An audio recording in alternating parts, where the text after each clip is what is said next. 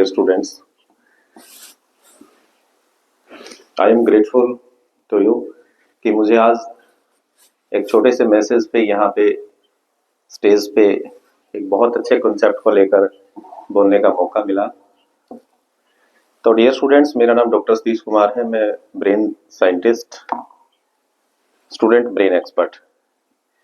क्या होता है कि हम रूटीन के अंदर हमारी पढ़ाई जो करते हैं, ये एकेडमिक एजुकेशन बोलते हैं इसको। एकेडमिक एजुकेशन का मतलब है कि आप अलग अलग सब्जेक्ट की टीचर्स के द्वारा अपने सिलेबस को पूरा करते हैं और लास्ट में एग्जाम में बैठ जाते हैं। सिलेबस पूरा करना, किताब खोलना ही एजुकेशन नहीं है। एजुकेशन का मतलब है कि नए इनोवेशंस, कुछ आपके मैनर्स, आपकी सफलता, आपका एम्प्लॉयमेंट, उसे बोलते हैं असली एजुकेशन। शिक्षा इस दुनिया में सारे बच्चे ही करते हैं। स्कूल में जाने वाला बच्चा है, बैग में किताब होती है और अपनी 10th 12th करने के बाद आप कोई भी कोचिंग सेंटर ज्वाइन करते हैं या हायर एजुकेशन करते हैं। देन उसके बाद हमारा जो एम्प्लॉयमेंट निकल के आता है, हमारे यहाँ कागजों में झूठा एम्प्लॉयमेंट है। अगर हम सच्चाई पे आए तो 32% बच्चे प्राइवेट और गवर्नमेंट सेक्टर में कामयाब होते हैं, 32% बच्चे, बाकी बच्चे ऑन रोड हैं। और इस देश का दुर्भाग्य है कि शिक्षा के ऊपर बिल्कुल भी ध्यान नहीं दिया जा रहा, सिर्फ कागजों में है। जापान की बात करता हूं। मैंने जापान के अंदर जाकर देखा है। मैंने निगाटा यूनिवर्सिटी जापान से स्टडी किया है। 1 साल का ब्रेन इंजीनियरिंग का कोर्स किया मैंने वहां से। और वहां मैंने देखा कि वहां के जो बच्चे हैं वो शार्प इंटेलिजेंट बच्चे हैं। कोई भी बच्चा आपको 80% से कम का बच्चा नहीं मिलेगा। वहां 5 साल के बच्चे को ही पकड़ लिया जाता है कि इसको 5 साल से लेके 8 साल तक, एक तो वहां पे कोई बैग नहीं दिया जाता बच्चे को 3 साल तक, 5 से 8 साल तक बैगलेस स्कूल होते हैं। बच्चे को विजुअलाइजेशन तरीके से सिखाते हैं। विजुअलाइजेशन में क्या होता है कि आपकी ब्रेन की फ्रीक्वेंसी को फिट कर दिया जाता है। देन उसके बाद जैसे हम 8 ईयर के होने के बाद 9th की एज आ जाती है तो आपको गिनी चुनी किताबें, गिनी चुनी बुक्स मिलती हैं और उसमें भी 3 डेज बैगलेस होते हैं, 3 डेज आपके बैग वाले होते हैं। और वहां पे पढ़ाने का जो तरीका है, जो सिस्टम है, वो थोड़ा सा डिफरेंट है। चलो हम एक डेवलप्ड कंट्री मान सकते हैं। डेवलप्ड कंपनी में तरीके अलग होते हैं, कंट्री में तरीके अलग होते हैं। इंडिया डेवलपिंग कंडीशन में है जिसमें टाइम लगेगा। पहले की एजुकेशन की तुलना में बहुत बेटर है। लेकिन हम यहाँ ब्रेन की बात करते हैं कि हमारा जो ब्रेन होता है वो स्टडी को कैसे करता है। What is brain and how many parts of brain and how we study with our brain with different subject. हम इंटेलिजेंट क्यों होते हैं, मीडियम क्यों होते हैं, डल क्यों होते हैं, हमारा इंटरेस्ट क्रिएट क्यों नहीं होता, आलस क्यों होता, स्ट्रेस क्यों होता है। ये सब चीजें साइकोलॉजी तरीके से तो इंडिया में खूब पढ़ा गया है, लेकिन साइकोलॉजी भी अपने आप में अधूरा है। आइडियाज है साइकोलॉजी में। आपसे 4 बातें करेंगे साइकोलॉजिस्ट और 2 बातों में डिस्कस करके आपको फ्री कर देते हैं कि हाँ, इस बच्चे को ये करा दो, हो जाएगा ठीक। बट आप स्कूल के अंदर एजुकेशन करते हैं, स्कूल के अंदर teachers they are all qualified staff. मैं कहता हूं अगर देखा जाए तो 20 बच्चे वहां उनके पास पढ़ते होंगे तो मात्र 8 मिनट मिलती है आपको ट्यूशन टीचर से कि ट्यूशन में पढ़ा तो रिजल्ट आ गया।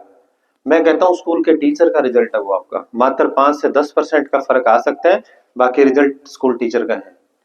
क्योंकि स्कूल में आपको एक्टिविटी तरीके से पढ़ाया जाता है, सिस्टम से पढ़ाया जाता है। चलो हम बात करते हैं सीधा ब्रेन टेक्नोलॉजी। मैं एक टाइटल पे काम करता हूं जिसका नाम है सुपर ब्रेन टेक्नोलॉजी इंडिया।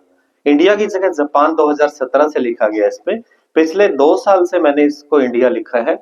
हम 3 लोग ब्रेन इंजीनियर, ब्रेन साइंटिस्ट हैं जो इस टेक्नोलॉजी को भरपूर तरीके से बच्चों को ट्रेनिंग दे रहे हैं। एक डॉक्टर विनोद है जो डीपीएस स्कूल के प्रिंसिपल दिल्ली में है। एक कमलेश चंद्रा जी है जो सहाना इंटरनेशनल स्कूल बीकानेर के डायरेक्टर हैं, या मैंने किया इसको। बाकी लोग आंख पे पट्टी बांध के और इस तरह की चीजें, जापान का ये नेपाल का जादू कराते हैं। कुछ नहीं होता। आंख पे पट्टी बांधना हिंदी का मुहावरा, मूर्ख बनाना, साफ साफ बात है। हम लोग क्या करते हैं, बच्चों के ब्रेन इंजीनियरिंग करते हैं। उससे पहले हमें ब्रेन को समझना होगा कि कैसे हमारा ब्रेन स्टडी करता है और कैसे हम सब्जेक्ट को पढ़ते हैं और किस प्रकार हमारा सब्जेक्ट किस प्रकार हमारा जो ब्रेन है किसी भी सब्जेक्ट में इंटरेस्ट क्रिएट करता है, कई बार नहीं हो पाता। उसकी वजह हम बताते हैं। ब्रेन बेसिकली मेरे सामने है, ये सेम ऐसा ब्रेन हमारे दिमाग के अंदर होता है, हमारी खोपड़ी के अंदर होता है। ब्रेन जब आप माँ के गर्भ में होते हैं 6.5 महीने के, उस टाइम ये ब्रेन तैयार हो जाता है, जो भी इसको बनना है वो बन जाता है। और इसके अंदर टोटल 10 लोब्स होते हैं। लोब्स मतलब पार्ट, 10 पार्ट्स होते हैं। बेसिकली ब्रेन हमारा 2 भागों में बटा होता है, एक लेफ्ट होता है, एक राइट होता है। लेफ्ट साइड में लेफ्ट होता है, राइट साइड में लेफ्ट राइट होता है। लेफ्ट वाला ब्रेन आपकी राइट बॉडी को कंट्रोल करता है और आपका राइट वाला ब्रेन है वो आपकी लेफ्ट बॉडी को कंट्रोल करता है। ये हमेशा क्रॉस होता है। ज्यादातर बच्चे राइट हैंड से लिखते हैं ना, 92% लोग इस दुनिया में राइट हैंड से लिखते हैं, 8% बच्चे हैं जो लेफ्टी होते हैं एज पर सर्वे। हमारा जो लेफ्ट ब्रेन होता है, इससे हम जितनी भी एजुकेशन है, जब हम पैदा होते हैं, पैदा होने से लेकर के लास्ट तक, जब तक तुम्हारे हाथ में किताब होती है तब तक आपका लेफ्ट ब्रेन स्टडी कराता है। लेफ्ट ब्रेन का काम है पढ़ाई कराना और राइट ब्रेन का काम है पढ़ाई को छोड़ के और भी बहुत सारे काम होते हैं, मोबाइल देखना, टाइम वेस्ट करना, खेलना कूदना, ड्राइविंग करना, जितना भी काम है वो आपका राइट ब्रेन कराता है। ठीक है, इनके अंदर डिपार्टमेंट होते हैं, जैसे स्कूल के टीचर होते हैं अलग अलग सब्जेक्ट के, ऐसे ही ब्रेन के भी सब अलग अलग पार्ट होते हैं और वो भी आपके अलग अलग सब्जेक्ट को स्टडी कराते हैं। वो कैसे कराते हैं बेसिकली मैं आपको बताता हूं। हमारा जो लेफ्ट ब्रेन है इसकी हमें आज सख्त जरूरत है, क्योंकि एजुकेशन आज के जमाने में जरूरी है। इस टाइम पे आपकी उम्र के अकॉर्डिंग 25 से 30 साल तक लेफ्ट ब्रेन का सबसे ज्यादा यूज होता है और 30 साल के बाद राइट ब्रेन का ज्यादा यूज होता है। बिल्कुल प्रैक्टिकल है। डॉक्टर रॉबर्ट ख्यान्सो जो जापान के टॉप साइंटिस्ट हैं, ब्रेन साइंटिस्ट हैं, जिन्होंने निगाटा यूनिवर्सिटी को फाउंड किया था और निगाटा यूनिवर्सिटी के इस टाइम पे वीसी है जापान में, और उन्होंने अभी हमारे बेंगलोर में CBR centre for brain research 54 एकड़ में एक स्पेशल इंडियन स्टूडेंट्स के लिए ट्रेनिंग सेंटर खोला है कि कोई भी बच्चा अपने ब्रेन का इलाज करवा सकता है। वहां से लोग वहां 2-2 लाख रुपए लगा के एक एक हफ्ते की ट्रेनिंग लेके आते हैं कि किसी बच्चे का ब्रेन ठीक नहीं चल रहा, किसी को डॉक्टर बनाना है, तो ऐसे पेरेंट्स हैं जो एक दिन के भी 1 लाख रुपए दे सकते हैं, जिनका बच्चा अगर वीक है तो कोई इंटेलिजेंट बनाने की कोशिश करे। तो हमारा जो ब्रेन होता है लेफ्ट, इससे हम एजुकेशन करते हैं, हम सब्जेक्ट के ऊपर आते हैं कि सब्जेक्ट कौन सा सब्जेक्ट को कौन सा ब्रेन का पार्ट पढ़ता है। हम कान के नीचे, जैसे कान के नीचे जो भाग होता है, आप सारे बच्चे लेफ्ट हैंड को उठा के कान ऐसे पकड़े, कान के चारों तरफ ऐसे घुमाए। कान के जो चारों तरफ हिस्सा होता है जो अंदर की तरफ, इसको टेम्पोरल लोब बोलते हैं। क्या बोलते हैं? Temporal lobe. टेम्पोरल लोब से हम हर प्रकार की एजुकेशन, जो लैंग्वेज वाली एजुकेशन है, जो कि आपके सब्जेक्ट है कि हिंदी, इंग्लिश, संस्कृत, और थ्योरेटिकल सब्जेक्ट में हम एसएस की भी बात करें, सामाजिक की, वो भी सब्जेक्ट आपका टेम्पोरल लोब से स्टडी होता है, जो कि कान से कनेक्टेड होता है। किससे होता है कनेक्टेड? ठीक है, ठीक है, हम इससे हम लैंग्वेज पढ़ते हैं। लेकिन कुछ बच्चे ऐसे हैं जो इंग्लिश में बहुत वीक होते हैं, कितना ही समझा लो टीचर, फ्लाइट एरोप्लेन ऐसे उड़ती है उसके ऊपर से, कितना ही जोर लगा लो अपनी तरफ से, टीचर बहुत बेस्ट करता है। लेकिन कुछ बच्चे ऐसे हैं जो एक बार सिंगल स्टडी करेगा, लर्निंग करेगा, सिंगल 1 टाइम में भी उस चीज को कवर अप कर लेते हैं, कई बार 2 टाइम्स लग। कई बच्चे ऐसे जो 10 बार पढ़ लेते हैं, क्वेश्चन को याद नहीं होता। ये क्या वजह है? चलो एक सिंगल कोई भी बच्चा मुझे थोड़ा आइडिया दे सकता है? यस, कोई भी बच्चा थोड़ा सा आप क्वेश्चनेबल बने, और क्वेश्चनेबल जो है आपको कामयाब करेगा। क्वेश्चनेबल बनना जरूरी है, पूछा करो टीचर से, जितना ज्यादा आप क्वेश्चन पूछोगे उतना आपका क्रिएटिव क्वेश्चन अच्छा होगा। इंटेलिजेंट क्वेश्चन सिर्फ आपको टैलेंट की तरफ लेके जाता है कि आपका टैलेंट कितना है। एक होता है इमोशनल क्वोशेंट, आपका बिहेवियर बताता है कि आपका बिहेवियर कैसा है। एक होता है क्रिएटिव क्वोशेंट, आपका हौसला दिखाता है कि कितना हौसला, आप किसी से बात करने में किस प्रकार से आप बोल्ड होते हैं। एक होता है एडवर्सिटी क्वोशेंट, जिसमें आपका फोबिया पता लगता है कि आप कितने डरते हो पूछने से। वो चीजें भी आपको बताएंगे पूरी तरह से। लो मैं बताता हूं, इसकी एक ही रिस्पॉन्स, इसका एक ही फीडबैक आता है कि सर कंसंट्रेशन नहीं बनता, बच्चे का फोकस नहीं बनता, कितना जोर लगा लो ध्यान नहीं रहता बच्चा। आपका ध्यान कहां से बनता है? हमारे ब्रेन के अंदर 1200 करोड़ प्लस न्यूरॉन सेल होते हैं। न्यूरॉन सेल क्या है? न्यूरॉन सेल का काम है आपका किसी भी प्रकार की चीज में इंटरेस्ट क्रिएट कराना। चाहे मोबाइल देखने की बात है, चाहे आप मैथमेटिक्स पढ़ते हैं, चाहे साइंस पढ़ते हैं, इंग्लिश पढ़ते हैं, कुछ भी आप काम करते हो, इवन आप खाना भी खाते हो, कई बार खाना अच्छा है लेकिन इंटरेस्ट नहीं होता। कई बार हम रोटी और मिर्च में इंटरेस्ट क्रिएट कर लेते हैं बहुत अच्छा। वो सारी चीजें कहां से होती हैं? वो ब्रेन के अंदर न्यूरॉन सेल का काम होता है। न्यूरॉन सेल क्या करते हैं? हमारे ब्रेन के अंदर 1200 करोड़ प्लस न्यूरॉन सेल होते हैं। और मैंने आपको बोला टेम्पोरल लोब से हम लैंग्वेज पढ़ते हैं। हमारा एक भाग जो आपको लैंग्वेज पढ़ाता है, हिंदी, इंग्लिश, संस्कृत, 18 भाषाएं जो भी देश के अंदर है, हर प्रकार की भाषा सीखने के लिए टेम्पोरल लोब के न्यूरॉन सेल रिस्पॉन्सिबल है। अब न्यूरॉन सेल क्या होते हैं? न्यूरॉन सेल की बात करें, न्यूरॉन सेल कभी भी नए नहीं बनते, ना कभी घटते, ना कभी बढ़ते, बट ये एक्टिव और डीएक्टिव फॉर्म में होते हैं। कभी ये सोचो कि न्यूरॉन सेल की कोई थैली आती है, वो खरीद के और दिमाग में डाल लें, या कोई ऐसा फॉर्मूला है कि न्यूरॉन सेल हम बढ़ा सकते हैं, नहीं, नो चांसेस। न्यूरॉन सेल नहीं बढ़ सकते। आपको बताता हूं कि न्यूरॉन सेल की संख्या एक सब्जेक्ट को पढ़ने के लिए एक्टिव फॉर्म में 85 लाख न्यूरॉन सेल आपके एक्टिव होने चाहिए, अगर आप किसी भी सब्जेक्ट में मेरिटोरियस बनना चाहते हैं। आप सारे बच्चों के न्यूरॉन सेल बता दो कितने हैं? जितने भी आपके नंबर आते हैं, आपके 40 नंबर है तो आपके 40 लाख न्यूरॉन सेल एक्टिव है इंग्लिश में। हिंदी में जितने हैं उतने लाख न्यूरॉन सेल एक्टिव है आपके। अब आप सोचोगे कि ये न्यूरॉन सेल का फंडा कहां से आ गया, हम तो सिंपल ठीक पढ़ाई कर रहे थे। ठीक है, आपकी पढ़ाई में कोई कमी नहीं है, बहुत अच्छा स्टडी करते हो आप, लेकिन आपको प्रैक्टिकल दिखाएंगे कि न्यूरॉन सेल काम कैसे करते हैं और किस प्रकार आप एक सब्जेक्ट को पढ़ते हो तो अंदर से ब्रेन कैसे रिएक्शन करता है। मेरे पास जापान से पूरा मटेरियल है, मैं आपको पूरी तरह से आपको प्रोजेक्टर के माध्यम से एक ट्रेनिंग सेशन का प्लान बना रहा हूं यहाँ पे, कि 2 डेज का मैम से डिस्कस हुआ है कि 2 डेज का हम एक ट्रेनिंग प्रोग्राम करेंगे। उससे पहले मैं इस कॉन्सेप्ट को पूरा एक्सप्लेन कर देता हूँ कि क्या है ये ब्रेन टेक्नोलॉजी। हम उसके बाद बात करते हैं कि लैंग्वेज तो टेम्पोरल से पढ़ते हैं, अब लैंग्वेज से तो काम नहीं चलता, साइंस भी होता है, मैथ भी होता है, ड्राइंग भी होता है, कंप्यूटर भी होता है।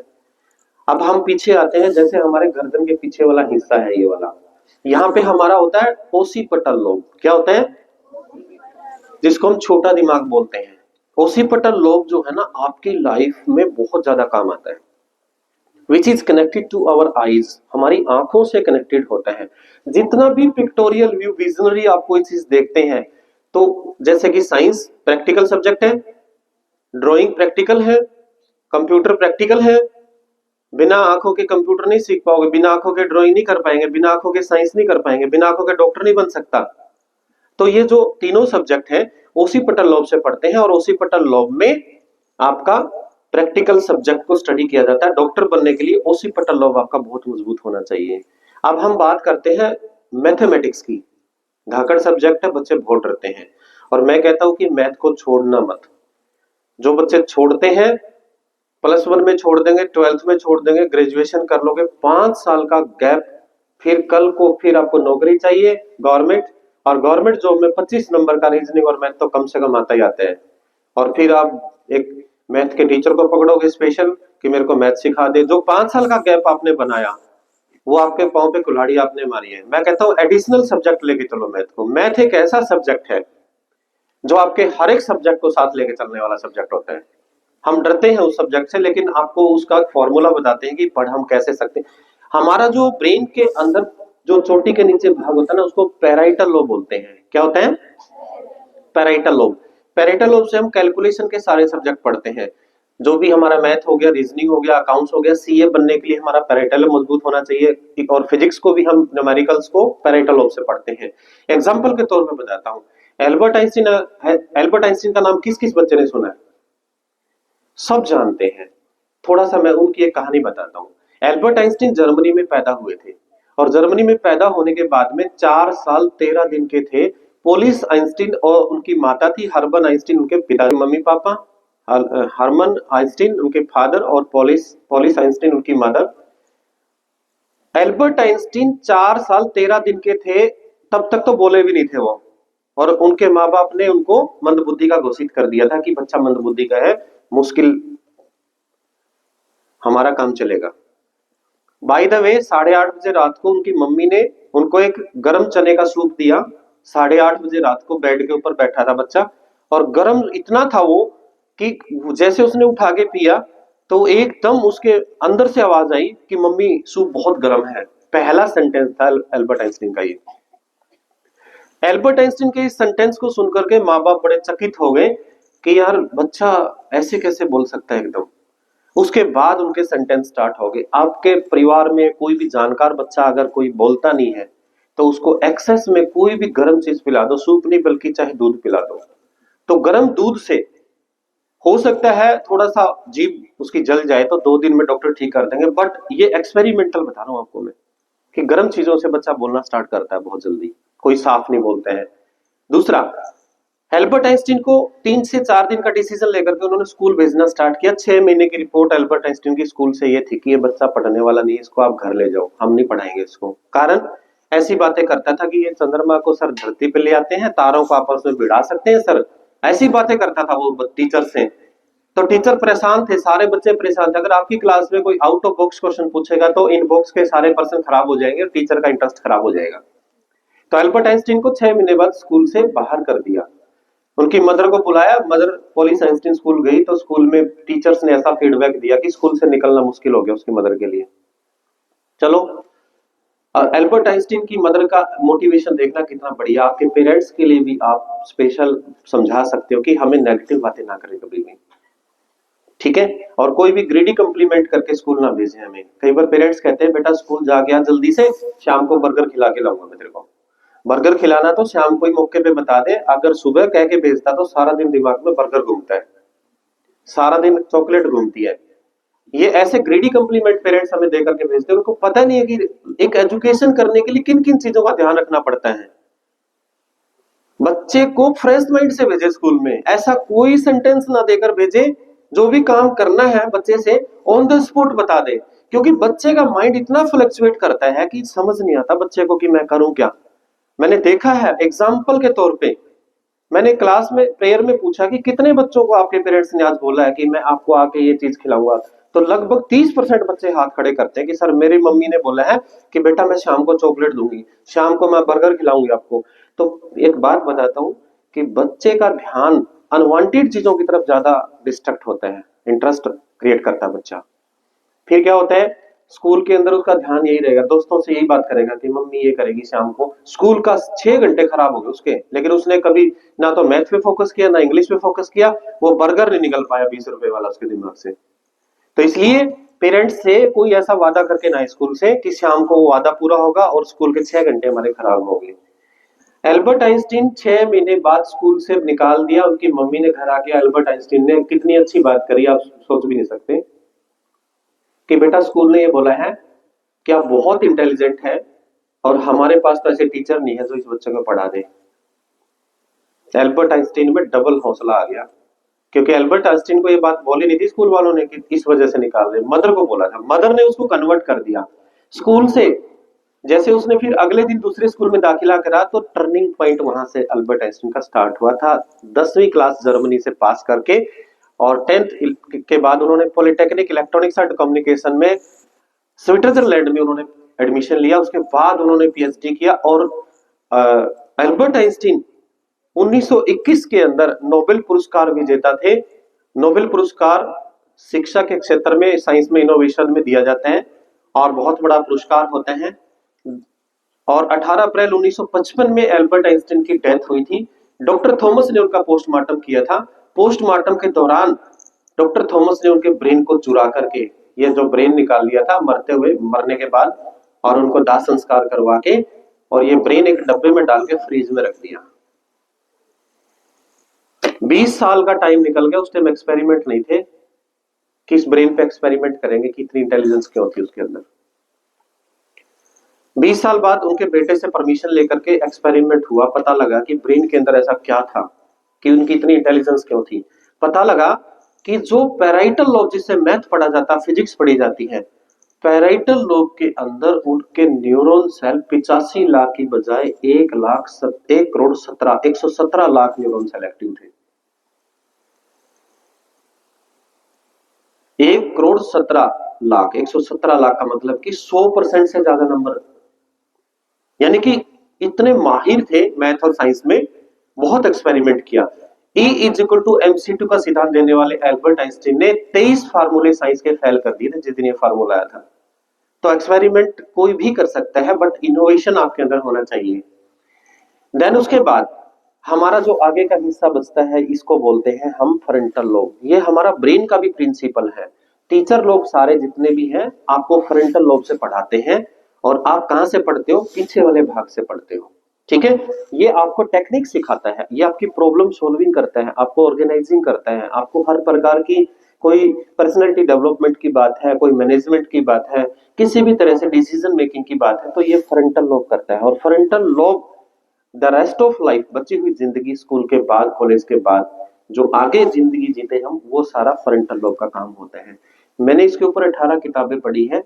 हमारे यहाँ दुर्भाग्य है कि ब्रेन का जहां भी जिक्र आता है तो 1.5 पेज, 1.5 पन्ने में, 1 से 2 पन्ने में ब्रेन को निपटा देते हैं। ब्रेन के ऊपर है ही नहीं कुछ भी, और जो कि ब्रेन ही तुम्हारी लाइफ का मेन, अगर ब्रेन को निकाल के रख दिया जाए। डॉक्टर्स लोगों की टीम इकट्ठी हुई थी और वहां पे सारे पीडियाट्रिक, ENT, ऑर्थो, न्यूरोलॉजिस्ट, जितने भी डॉक्टर इकट्ठे हुए थे, और ये कंक्लूजन निकाला था कि अगर एक इंसान का शरीर तैयार करना पड़ जाए, तो अलग अलग पार्ट को खरीदना पड़ जाए, तो कितने लाख रुपए लग जाए। लाख नहीं, 357 रुपए में शरीर तैयार होता है हमारा, ये जिसमें ब्रेन तो अब तक आया ही नहीं है। और इस ब्रेन की ये सेकंड हैंड नहीं मिलता कहीं पे, हर चीज सेकंड हैंड मिल सकती है आपको दुनिया में, ये सेकंड हैंड नहीं मिलेगा आपको। ये आपको कभी भी, दूसरे का दिमाग अगर दूसरे में डाल दे तो इंसान 3 मिनट नहीं लेगा, एक्सपायर हो जाएगा, क्योंकि इसकी रिएक्शन से अलग है।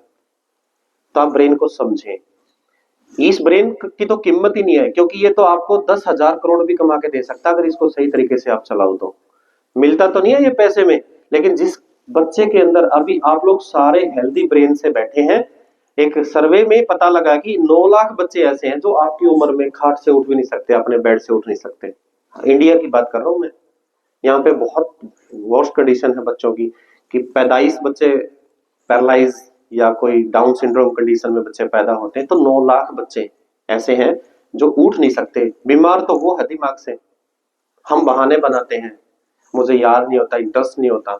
ये वजह क्या है आपकी? वजह मैंने आपको बता दिया कि जो न्यूरॉन सेल है दिमाग के अंदर आपके, उनकी स्टेबिलिटी नहीं है, वो आपके डाउन है, वो डीएक्टिवेट कंडीशन में है। और वो हमारे इन्वायरमेंट के ऊपर डिपेंड करते हैं कि हमारे इन्वायरमेंट, कुछ तो इन्वायरमेंट पे डिपेंड करते हैं, और कुछ आपका नेचुरल डिपेंड करता है कि जो दिमाग में आपके जब 6.5 महीने के थे आप, भगवान ने उसी टाइम पे छू मंत्र कर दिया, आपका जितना ज्ञान देना था उसी टाइम देके आपको पैदा कर दिया, और उसके बाद आप इस दुनिया में अलग अलग प्रकार से अपनी एक्टिविटी कर रहे हैं।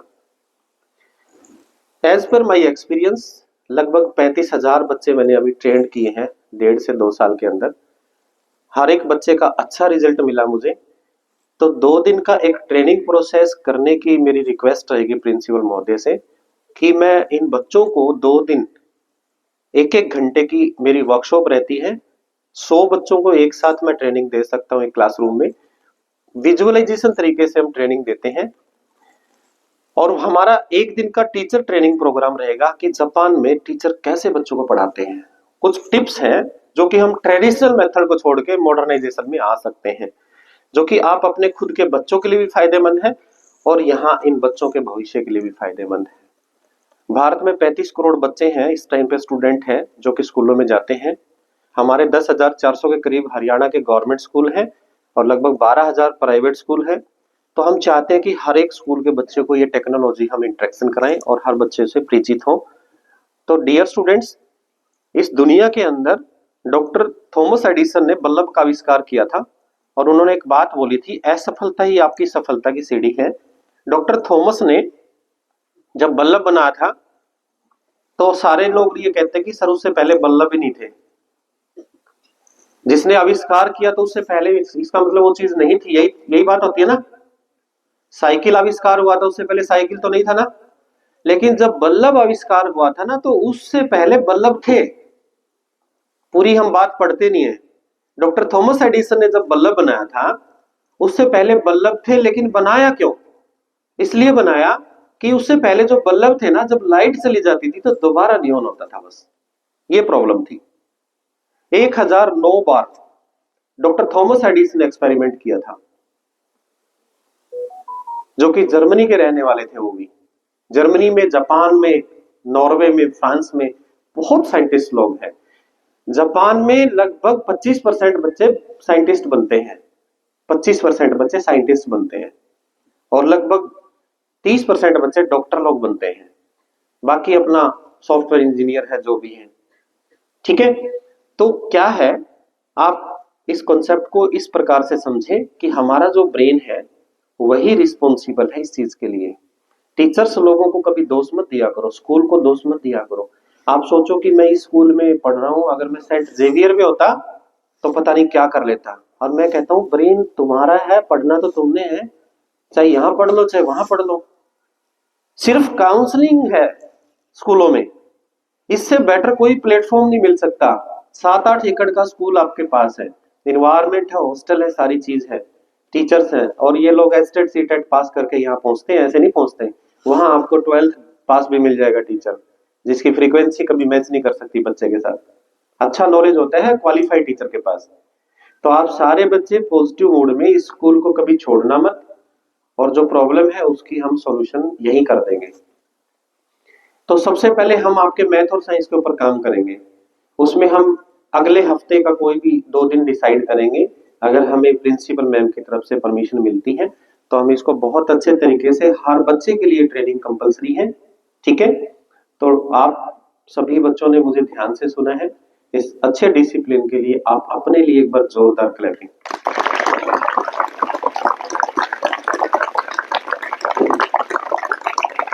Thank you ma'am.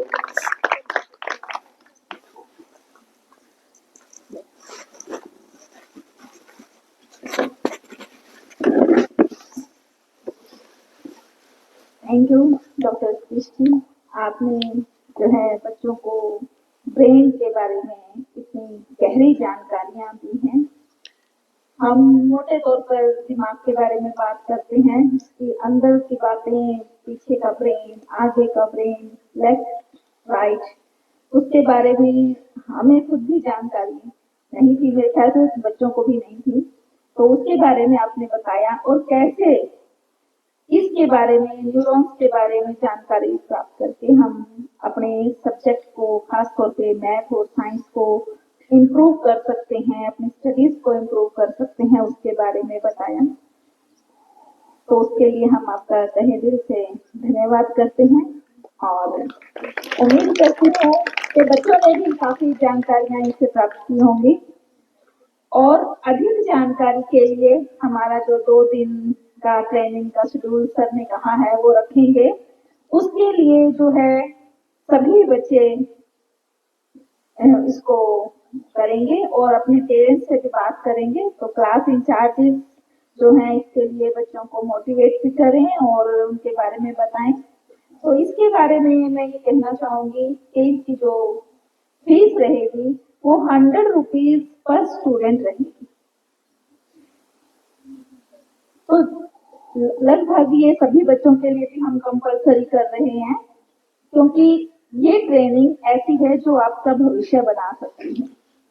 ये वो ट्रेनिंग है जो आपके भविष्य का निर्माण करेगी, या आपका जो सब्जेक्ट, जो आपको लगता है कि मुझे ये साइंस समझ में नहीं आ रही है या फिजिक्स समझ में नहीं आ रही है, क्यों नहीं आ रही है, और उसको इम्प्रूव करने के लिए मुझे क्या टेक्निक्स अपनानी चाहिए, क्या तरीका अपनाना चाहिए, उसके बारे में आप सबको जानकारी दी जाएगी। तो क्लास इंचार्जेस जो हैं सभी बच्चों को नोट भी कराएं इसके बारे में और पेरेंट्स से भी कांटेक्ट करें, ताकि जैसे ही हमारे पास सहमति आ जाए तो हम जो है ट्रेनिंग के लिए डॉक्टर सतीश जी से कांटेक्ट कर सकें। तो डॉक्टर सतीश जी आपका बहुत बहुत धन्यवाद, आपने थैंक जो यू। है बच्चों को एक और मेरा हमें एक जानकारी मैसेज दी था है। प्लीज, एक मैसेज था कोई हाँ छोटा। स्टूडेंट्स, हम वैसे प्राइवेट स्कूल में 300 रुपए से 500 रुपए पर बच्चे से हम लेते हैं। हमारा सेंट जेवियर में अभी चल रहा है तो 500 रुपीज हम पर स्टूडेंट लेते हैं। बट गवर्नमेंट स्कूल का बच्चा जो है, मैं ये नहीं कह सकता आप लोग गरीब हैं। स्टूडेंट्स गरीब और अमीर नहीं होता, कभी भी स्टूडेंट स्टूडेंट होता है। ठीक है, ये चीजें आप सभी समझते हैं। और अगर आपको लगता है कि मैं गरीब हूं तो एजुकेशन से बड़ा कोई भी हथियार नहीं आपके पास अमीर बनने के लिए। सबसे कमजोर सबसे गरीब बच्चा अमीर बन सकता है, सिर्फ एजुकेशन एक वेपन है आपके पास, हथियार है। तो आप सभी बच्चे, हम एक ट्रेनिंग कराएंगे जिसका नाम है ब्रेन इंजीनियरिंग। ब्रेन इंजीनियरिंग का मतलब मैकेनिकल इंजीनियरिंग से हमारी गाड़ियां तैयार होती हैं, ऐसे ब्रेन के ऊपर एक ट्रेनिंग सेशन होते हैं जिसमें आपको हर बच्चे को हम, आपकी 5 फ्रीक्वेंसी होती है जो दिन में सारा दिन काम करते हो, alpha beta theta gamma delta. आप पढ़ाई करते हो तो अल्फा वेव्स में पढ़ाई करते हैं जो कि 8 से 13 आवृत्ति पे काम करती है।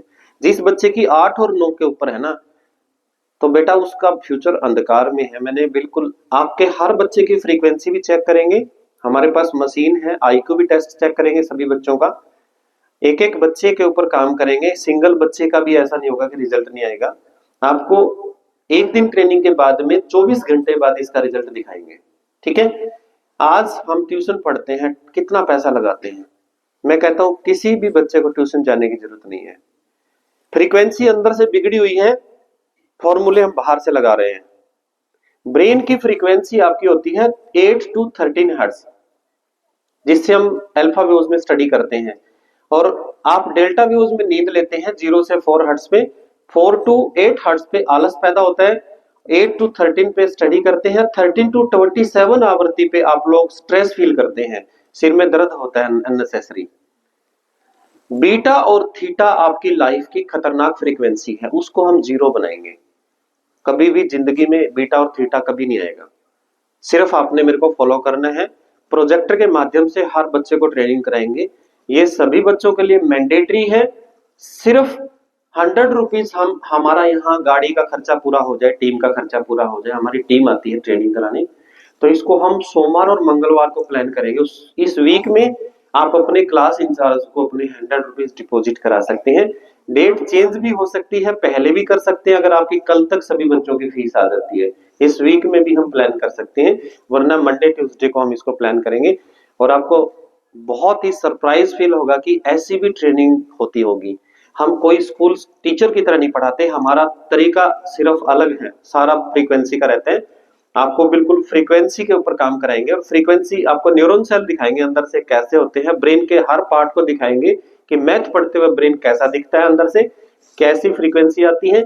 उस आपके हमारे ब्रेन में यहाँ पे एक चिप होती है फ्रंटल लोब में, जो सारा दिन घर के अंदर स्क्रीन चलती है ना, जैसे बस स्टैंड के ऊपर स्क्रीन चलती है, कुछ न कुछ एडवर्टाइजमेंट आती है, आपको वो स्क्रीन दिखाएंगे। जापान, डॉक्टर रॉबर्ट ख्यानसो ने जापान में 11 साल 3 लाख बच्चों पे एक्सपेरिमेंट करके डेटा इकट्ठा किया है, और वो डेटा आप लोगों को हम प्रोवाइड कराएंगे। और हम यहाँ के टीचर्स को ट्रेन करके जाएंगे, 1 घंटा हमारा ट्रेनिंग सेशन रहता है, ताकि दोबारा हमें यहाँ आने की जरूरत ना पड़े, क्योंकि बच्चे बहुत है। एक एक स्कूल में जाना हमारे लिए 3-3 साल में रिपीट हो रहा है एक स्कूल। अगर हम एक बार ट्रेनिंग करा के 3 साल बाद ही आ सकते हैं यहाँ पे, जो कि हमारा शेड्यूल बना हुआ उसके अकॉर्डिंग। इस स्कूल में मैडम उपासना से मेरा गहरा रिश्ता है, पहले से मैं यहाँ 3 साल 4 साल पहले भी आया था, तो बच्चों को मैं कुछ मोटिवेट करके गया था। काफी बच्चे उसके बाद यहाँ से कामयाब होके निकले हैं। तो हमारा मेन काम क्या है कि हम किसी भी बच्चे की एजुकेशन में जो प्रॉब्लम है, उस प्रॉब्लम को हम सॉर्ट आउट करके कैसे भी आपको अपने लक्ष्य तक पहुंचाने का हमारा काम है। जय हिंद, जय भारत।